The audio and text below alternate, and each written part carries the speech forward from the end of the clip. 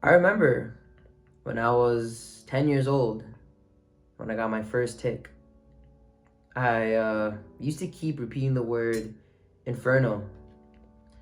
I would constantly blink my eyes very hard, scrunch my face, make very weird grunting noises, and I would tense my hands a lot. I remember being very confused as to why I would even do this. All I knew was that I just had urges to do these motor actions for some reason. It was like an itching feeling that was very strong, and I couldn't even begin to even describe it to others.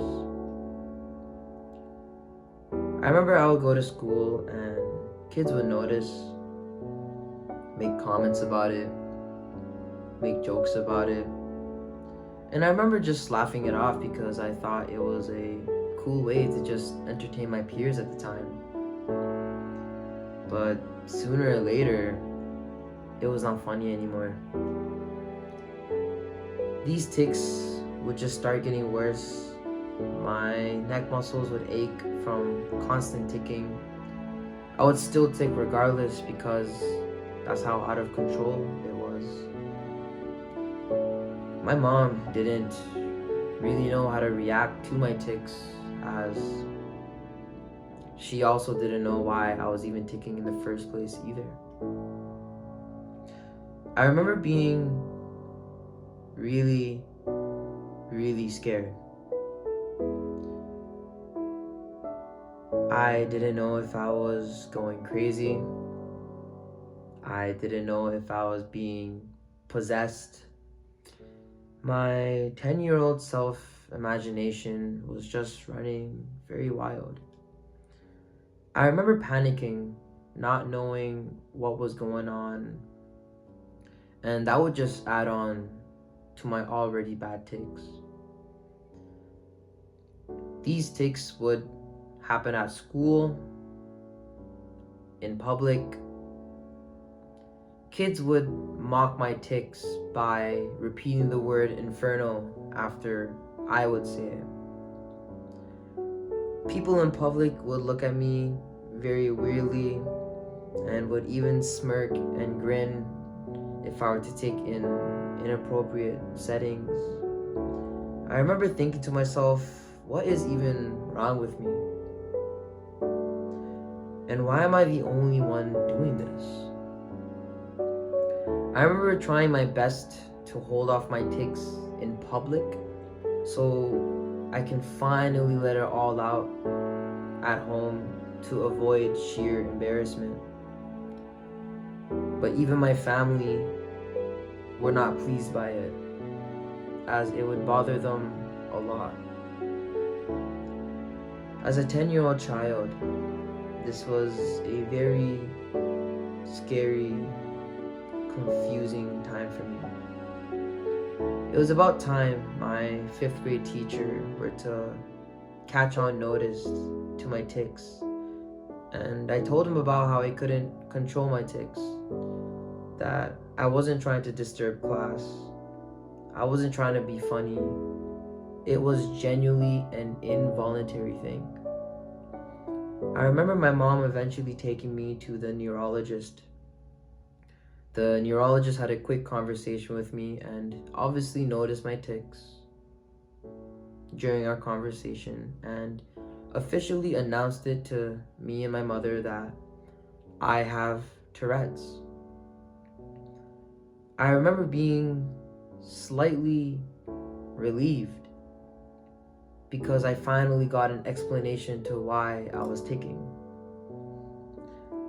But it doesn't end there.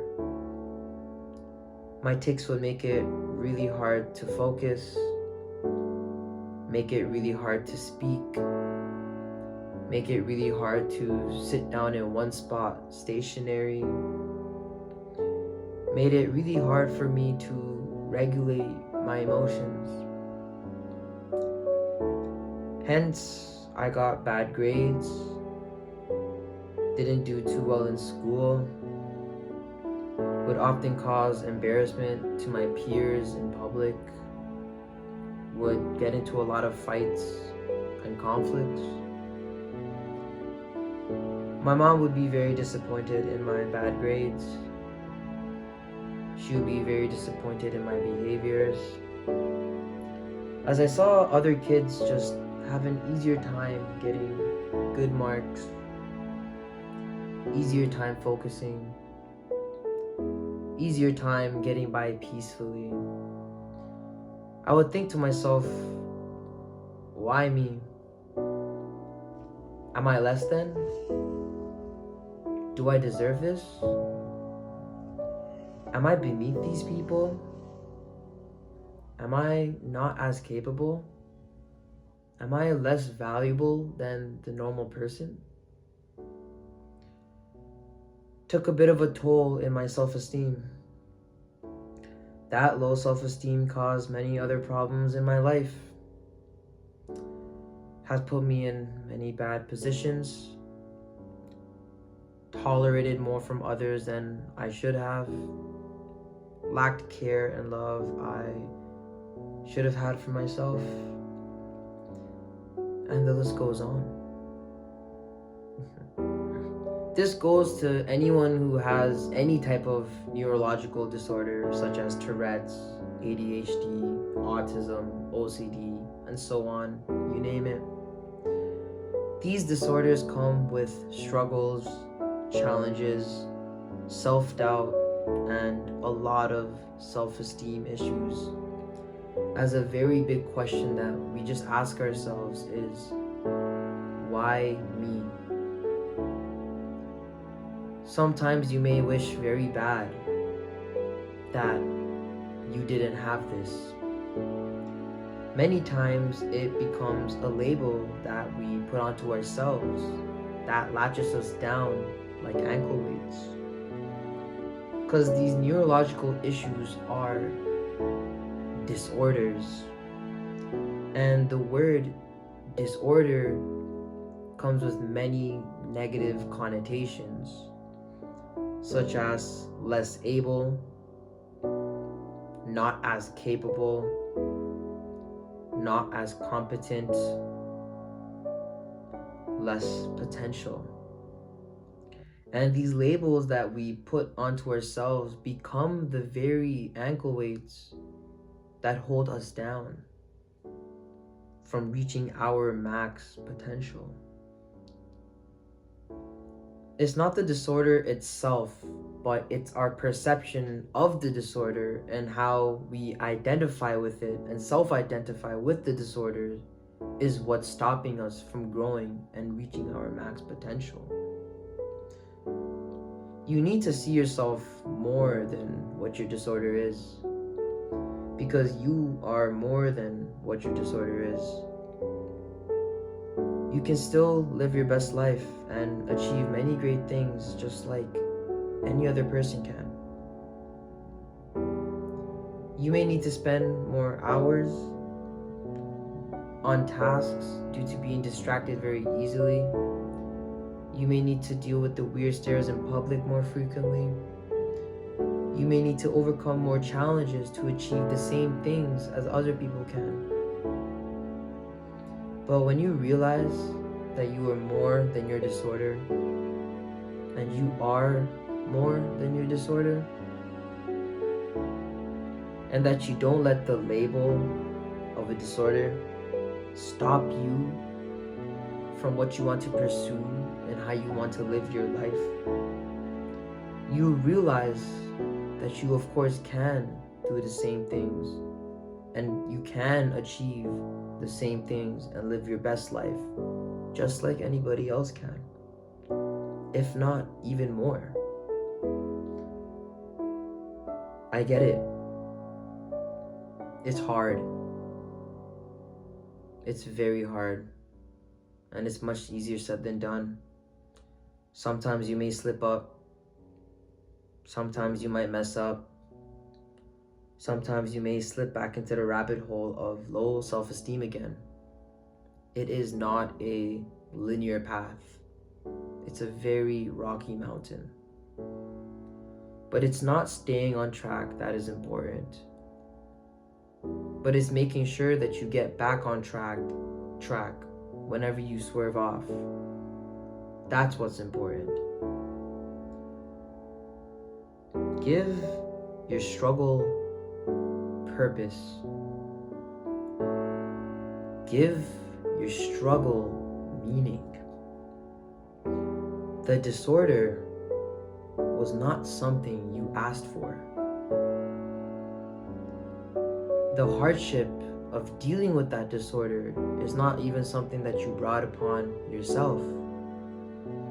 But regardless, you had to deal with it anyways. You now have the choice to either let it be ankle weights or let the struggle become purpose, something meaningful that sparks a light in you, fuel to keep you going, a chip on your shoulder that you have over everyone else around you. I beg you to see the blessings behind it. Let it be something that makes you unique. Let it be something that helps you stick out within a crowd. Because you are you. And you are uniquely you. And you are perfect just the way you are. Use these challenges to hone your skills through meditation, self-love, working hard, and of course doing well in school, and so on. Because if you can overcome this disorder and fight past the struggle and still keep up with everyone else, you are already one step ahead of everyone else. These are things that I would tell my helpless, scared, insecure 10-year-old me and self if I had the chance. Please like and comment this video. Share this video with someone who you may think should need to hear this. If my video can help just one person out there, just one, my purpose of making this video has been met. Peace out and stay blessed.